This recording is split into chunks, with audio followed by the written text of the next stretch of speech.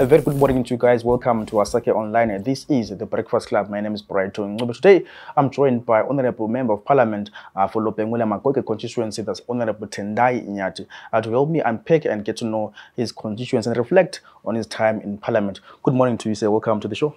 Good morning. Thank you very much. Let's reflect a few months into Parliament. How has been the journey like so far in Parliament? It's been a difficult journey, to be quite honest. There is more that you'd expect and that you'd want traction on. But surprisingly, things don't move, as you expect them to move. But I guess, it's still early days to make these conclusions. Probably later on during the year, after about a year after 2024, that after say 2024 inaugurations, 2023 inaugurations, we can then say maybe people will start taking some of these matters quite seriously. But at the moment, there's slow traction on important matters that you'd expect to be, expedited in Parliament.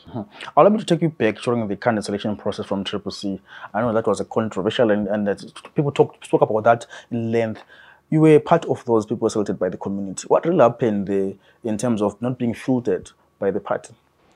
Well, I would say probably only the devil knows, because nobody explained to me why my name disappeared from the final list, which we saw from the CISP website.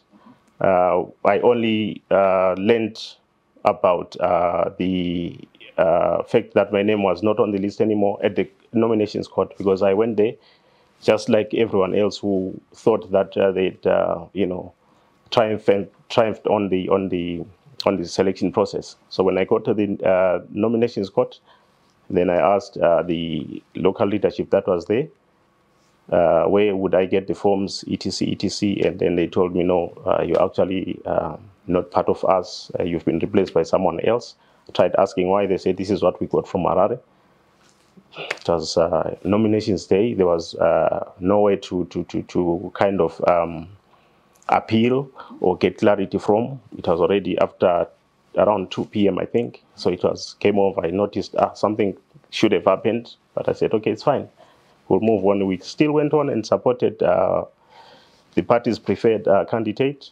We gave them flyers. We still gave them resources. Everything that I would have put in my campaign, I put to those guys, and I'm happy that they really came out with their flying colors. But when we look at the community, different wards in Lobengula-Magwegwe, people really wanted Tendai Nyathi to be on the ballot paper? Yes. I think it was even exhibited when we did the by-election. When we were in the process of going for the by-election, the campaigns and everything, I said to the other contender from the party that, we don't have to be fighting amongst ourselves. Let the people decide. They know what the person they want, and they will vote for the person they want. That was well before the disqualification from the race of the other guy. But as we were going there, I would say to him, let's let the people decide, because I was confident that the people wanted me to represent them. So I was very sure that I was going to win that by-election, whether or not the other guy was in or not. But I was quite confident because of the resounding support that I had from the masses. Come at the by-election day, you won resoundingly for Lobengula-Magwegwe Constituency. What was your message really for the people of Lobengula and Magwegwe? What we have said to the people is we want to get, number one, the drug and substance abuse eliminated completely if we can from the constituency and from the society as a whole. We've said we want to look at matters regarding security, getting Osbute and the other associations around the constituency to form neighborhood watch committees, which we would support with whatever they need to get the job done on a day-to-day basis. So those are our messages, and also the empowerment of youths and general development of the women and the widows within the community as well, by giving them projects, poultry projects, metal work lessons, woodwork lessons, pickery lessons, all those empowering projects that one can then live on their own without needing to beg anybody for money on a day-to-day basis. Yeah. One of the key issues affecting Bulawayo right now is the issue of water, and it's affecting Lobengula-Magwegwe as well. People queue for long hours at bowls and so on. What is being discussed in Parliament around this issue of water crisis in Bulawayo? What is the solution for water crisis in Bulawayo? Okay, I know there has been an intervention by government. I know Honorable Chitando has been moved back to mines, but then he was the local government minister. He has been in Bulawayo, he has met the mayor. They have discussed matters around the glass block dam. They have discussed matters about the Nyamandlovu pipeline. They've discussed matters around resuscitating and repairing the pumps at Ncema, the ones that are broken. And I think in Nyamandlovu it was being discussed that we needed to have extra security around our pumping stations because people were vandalizing that. I'm sure by now there's been some traction on that matter. I haven't followed up on the issue, but I know there's talk about glass block dam construction happening at the moment. So government on their part are trying to come to the party to come with a viable and long-lasting solution for the water crisis in Bulawayo. But in the interim, it would be important for us to look at drilling boreholes and having these water kiosks, as many as possible, around these affected areas, because we are in a drought area, drought season this year. So the water crisis is going to be more severe than what we've seen before. So I think as an interim basis measure, we need to have these boreholes, expanded in the community so that we don't end up having serious problems with cholera diseases and other diseases that come with that. I think last week I did an interview with another MP, I think Bachila, coming from Makandeni, speaking about how Parliament works, how people get to ask questions. Many times we blame MPs for MPs are not speaking in Parliament. Take us through the process, how parliamentarians get to ask questions in Parliament, get to write questions to the ministers. Take us through that process briefly. Okay. So you have Tuesdays where they take questions. And then you have Tuesday, then you have Wednesdays. You have a section on Wednesday where they take questions without notices. Thursday is questions with notices. Tuesday and Thursdays. So it's questions with notices. So you have to notify whoever you want to ask that this is what I need to ask, and then the issue gets to the speaker through obviously the chief whip of the party. So you go to the chief whip, you give them what you want to talk about, then they take it to the speaker. The speaker then calls you, then the issue is open for debate. If the answers are maybe need some research from the minister or the relevant authority, they then take the questions back and then come back maybe after a week or so with the answers, because they might not be having the answers then. So the challenge that some of us currently have is at times you put your name on the list, but you don't know when the list goes to the speaker where you are positioned on a particular debate. Maybe we want to debate about, let's say, the new mines bill that is there. So if I say, okay, I have something to contribute, I don't know where my chief whip is going to put my name. If my name is down further the list, I might not get an opportunity to present my case, because these debates are sort of given a timeline. So you cannot debate infinitely. So you have maybe an hour or so of debating on a particular matter. So if your name is further down, then it means that the cutoff time for that particular debate may come and you haven't contributed anything, then you've lost out. So this is the problem that we have.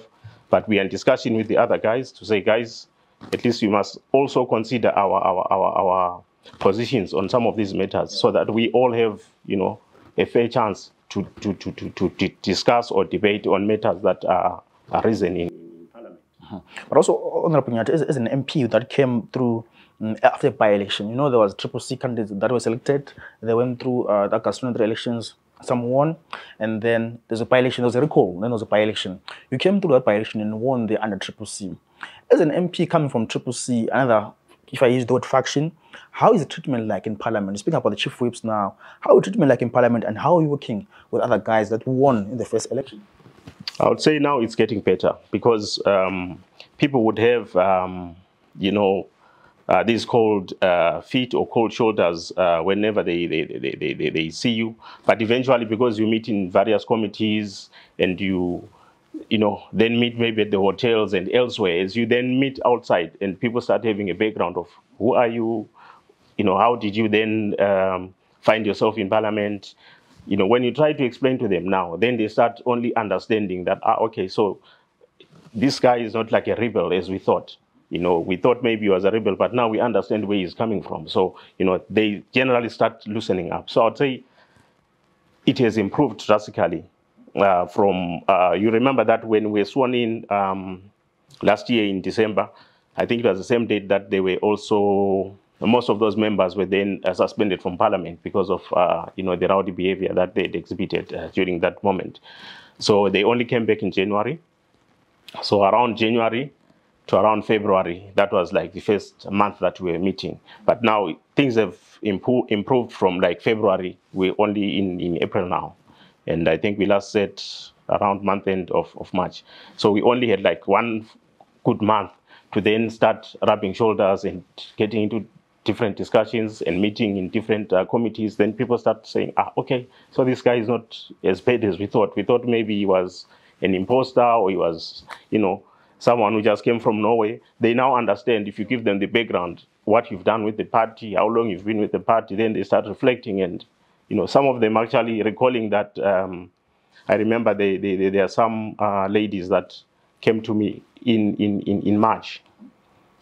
They had been in by-elections for March 2022. If you remember the by-elections that came as soon as COVID restrictions were thrown out. So they only discovered that the same person who had supported them during that time was me, because someone else had told them. So they actually came to me and said, in Parliament, I'm talking inside the Parliament, and said, but we thought you were not the person that we were talking to last time. There was a guy who was supporting us, and we didn't think it was you. So then when they started reflecting on the WhatsApps that we were talking and everything, they started appreciating me more. So now we are actually friends with those people, much more than I am friends with other MPs from this region, actually, because we've got a background. I started assisting them when I didn't even know them. I was just assisting everyone in the name of the party because there was a by-election that we were going into. And I said, I'm going to assist whoever is there in the by-election. So those two happened to be the people that I assisted. And they also happened to then find out later on, because I didn't look for them. But then they looked for me. They found out, this is the person that assisted us. And, so that is how the relationship is now improving. Because they also talk to their fellow MPs to say, but this guy assisted us this time. So it's not true that he's a new person. It's not true that he's a nobody in the party. He's been with the party through and through. Yeah. Speaking about that, being not being a nobody in the party, allow me to take you back again to maybe the history, political history, maybe your history as well politically.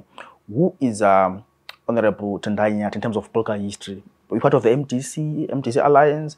What part were you part of Triple C as well from its inception? Who is Tendai Nyathi in terms of MTC and also political interest in the history?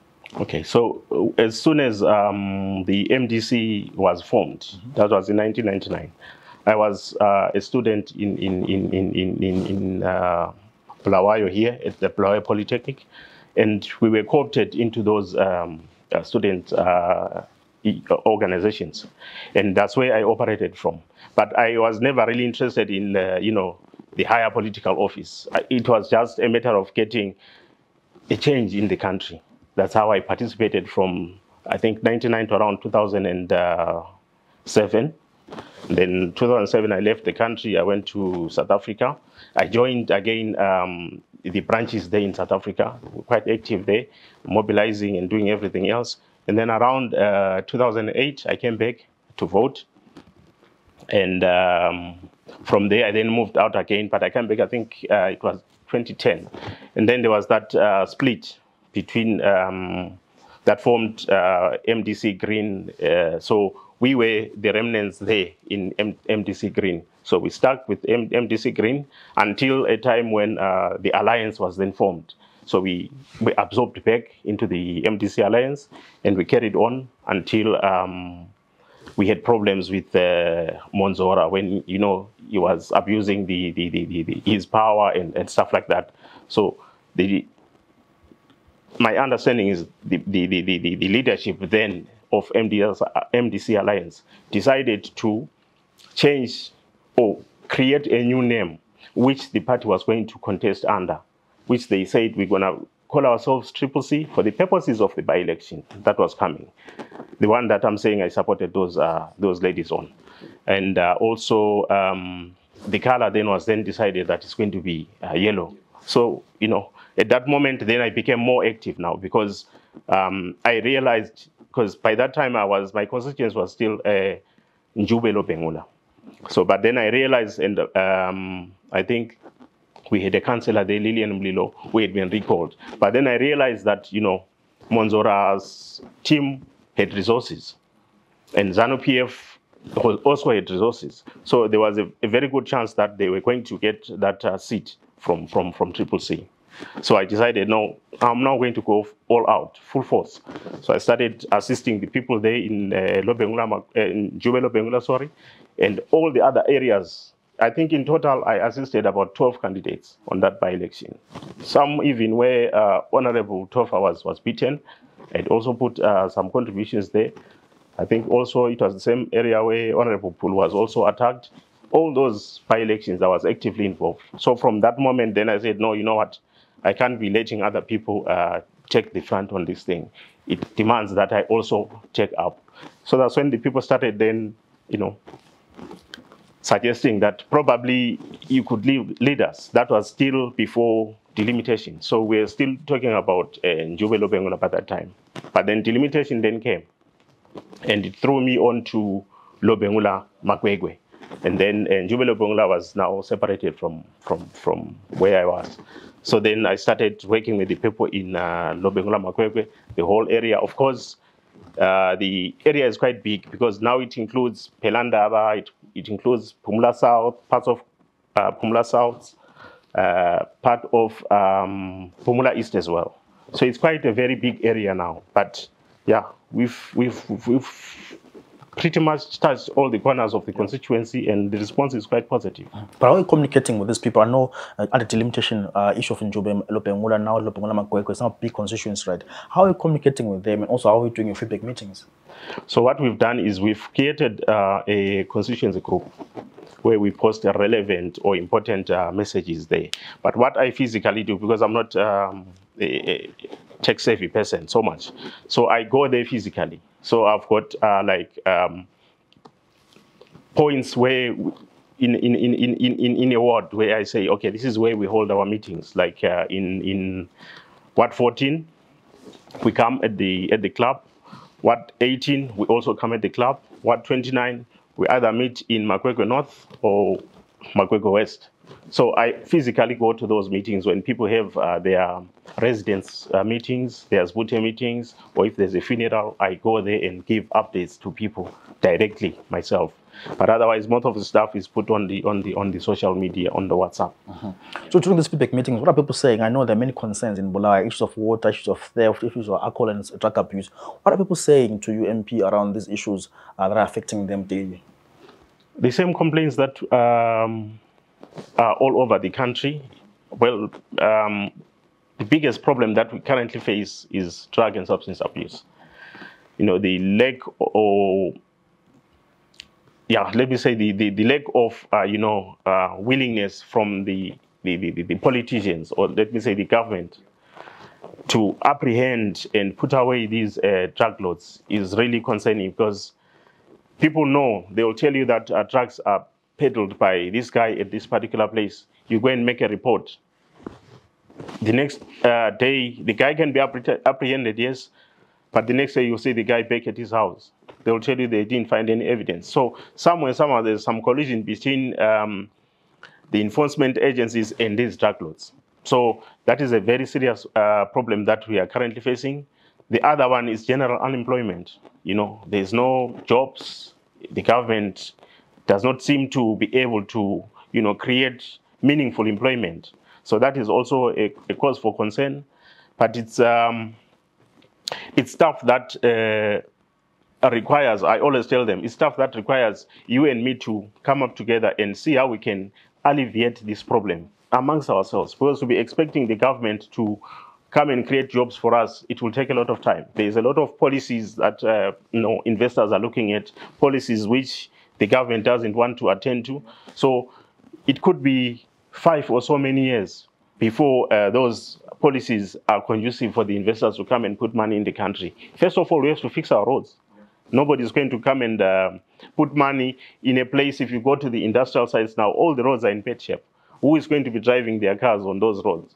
So once you see the roads being fixed, then you know there's someone who is prepared to do some business. But if you see it like that, then it tells you there's nothing that is happening. The issue of energy is a problem. Power cuts every now and then.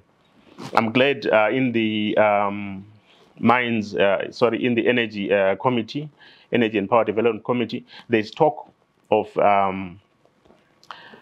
finding ways to supplement the power sources that we currently have. So there's talk of putting a floating system on Lake Kariba. There's talk of putting more solar plants through PPEs. So there's a lot of talk around investment in the energy sector. But you have to realize it's all about our policies and our monetary policy, to be more precise.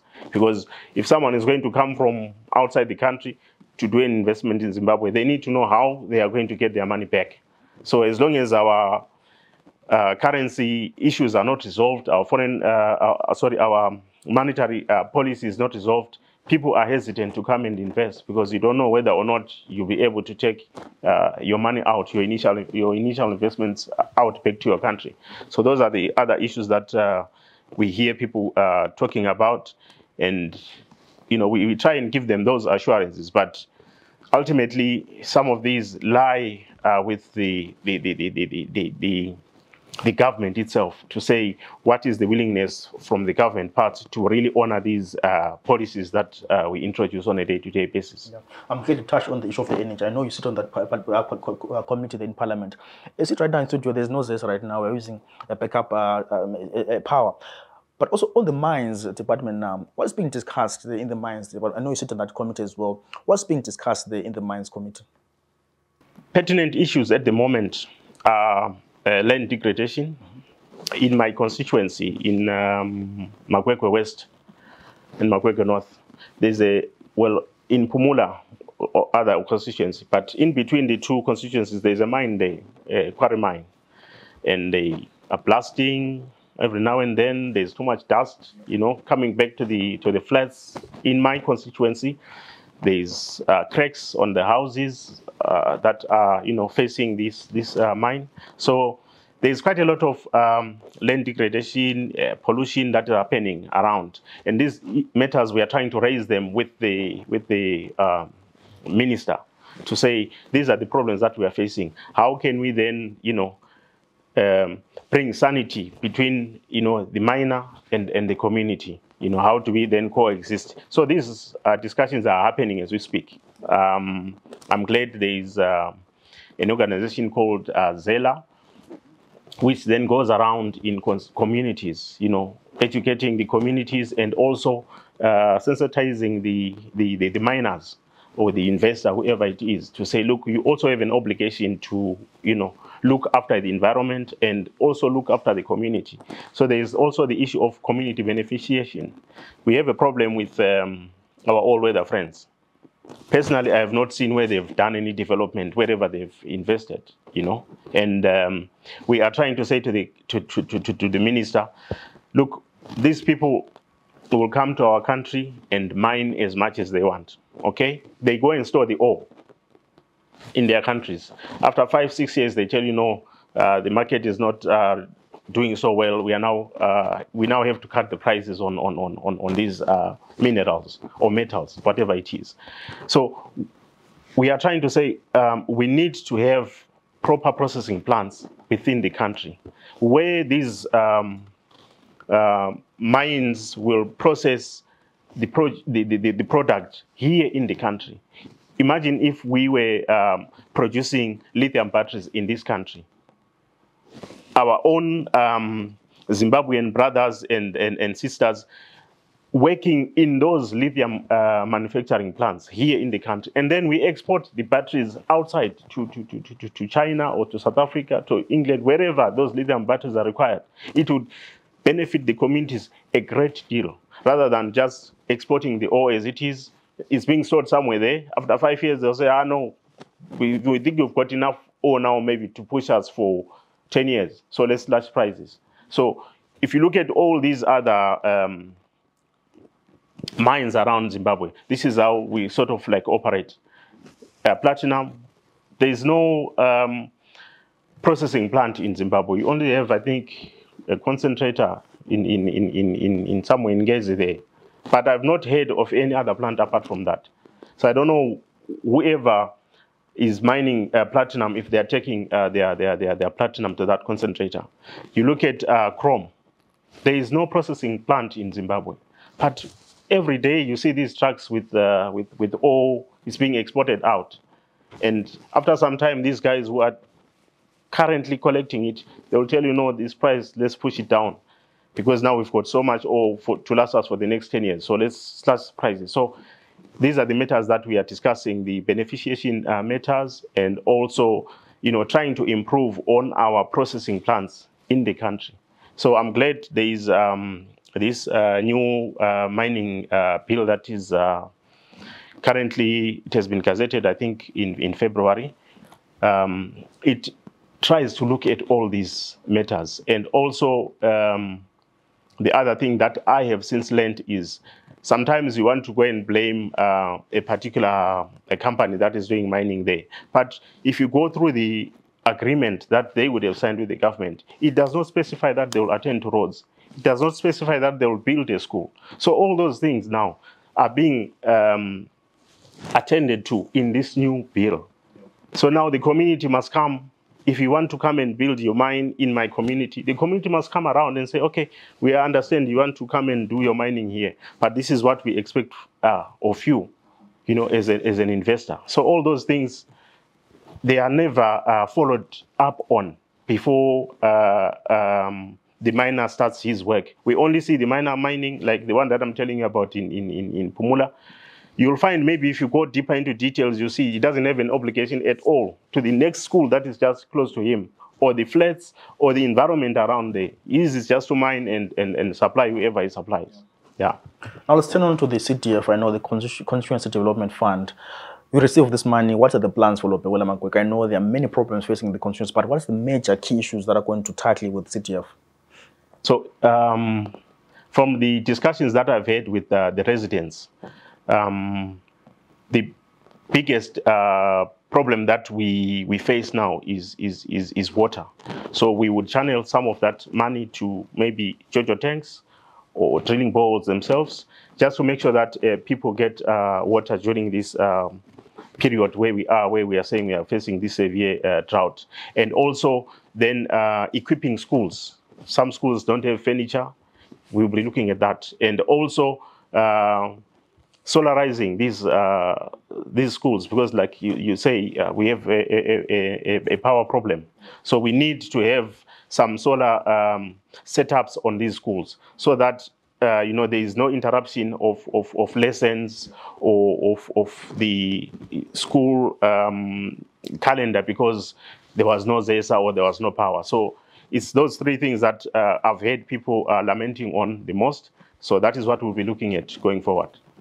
Lastly, Honorable, before we wrap up the show this morning, there was this halapalu, this noise when there was Uhuru celebrations in Manekal and Murambinda, where you saw opposition party leaders going to attend that event, the national event. What do you make of that, whereby opposition party leaders attend national events? Yeah, but these are national events, like you say. This is my view. These are national events. Why would we give leverage to, say, ZANU-PF to say they are the only ones who attend those functions? They are national events. Even if any other party were to take power tomorrow, would they change the Independence Day to say, no, it can't be on the 18th anymore? We cannot do that. We will still religiously follow the 18th of April as our Independence Day. So it's a national event. It's not something that is personalized to a particular party. So I don't think there should be any problems with people attending that event. The only problem that people should be saying is why were songs maybe aligned to a particular party then being played. Then that is something that we should be talking about. When we meet at that event, we are meeting all as Zimbabweans. We are not meeting as a party, a particular party. We are meeting as Zimbabweans. So I want to say attending that event, I don't see anything wrong with that. But when you are there, then the party that is governing also has to grow up and man up and say, this is a national event. We cannot bring party regalia here. We cannot bring, party songs to this event because it is a national event. On that day, everyone is gathering around to say, Joshua Nkomo fought for this country.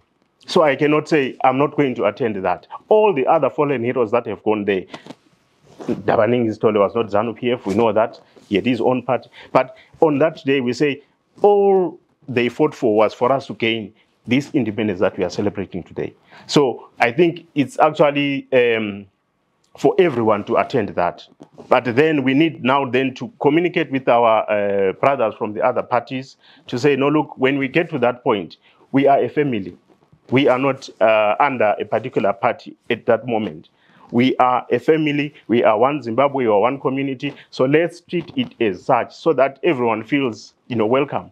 Because if you are not seeing things the way I see them, you might not attend it yourself because the next day they're going to play a party song, Zepete, whatever it is, I can't remember what they call it. But if you don't really think deep, you might be affected by the fact that they will start throwing slogans when I attend that event, which is a deterrence now. It means now not everyone is going to attend freely because they are worried that you are going to start playing songs that are affiliated to your party. So I think the president has to take it upon himself to say he must communicate with everyone else to say this is a national day. It's like Heroes Day. Yep. It's our Heroes Day. So I must not attend the Heroes Day because the president of the country is coming from ZANU-PF. No, I should be able to attend that. He should recognize everyone, all the fallen heroes that fought for this country, without particularly going into party politics, so that everyone feels welcome. Everyone feels that this is a day for the country. It's like I'll give you an example of a national dress. It's a national dress that they've put, isn't it? And they've said it represents Zimbabwe. But some people feel that if you wear it, then you are becoming ZANU-PF. But it's a national dress. The only thing that is on that dress is the flag. I mean the bird, the Zimbabwe bird, right? But it comes in different colors. So I've actually got mine in yellow because that is my party color. I've got it in yellow. But if you wear that yellow national dress, obviously you get all these sorts of names, people calling you that. Maybe where are we missing? The political maturity? Where are we missing? Yes, it is political. I'm saying to you, it's a national. The bird is the national. I mean that bird, it's on our national flag. It's the Zimbabwe bird, isn't it? Yes, so I should be free to wear it wherever I am because I'm saying I'm a patriotic Zimbabwean, you see? But people then want to say, no, they want to associate it with this particular party. But I'm telling you, I've got it in yellow and I wear it in Parliament. The first time that I wore it in Parliament, someone said, but isn't it party regalia? Then I said, but this is a national dress. This is the national bird, isn't it? Then I said, yes, but it's yellow. What's wrong with that? It's printed in yellow, but it's a national dress. So someone was also trying to mix the two to say, but you're a triple C person, you wear yellow. Now you are putting on this national flag, which is yellow. Then you are in breach of the terms of dressing code of the parliament. I said no. If it is, then the speaker will tell me that I'm offside. But nothing ever happened. So we have to understand and grow and mature politically to say this is national, this is a political event. If it's a national event, I should be free to wear whatever it is because it represents my country, it represents Zimbabwe. But then if you see me wearing maybe someone else's face, then that's a different case altogether. But as long as it's termed a national dress, it's national. Honorable Nyathi, thank you so much for your time, for coming through the Breakfast Club this morning. Thank you very much.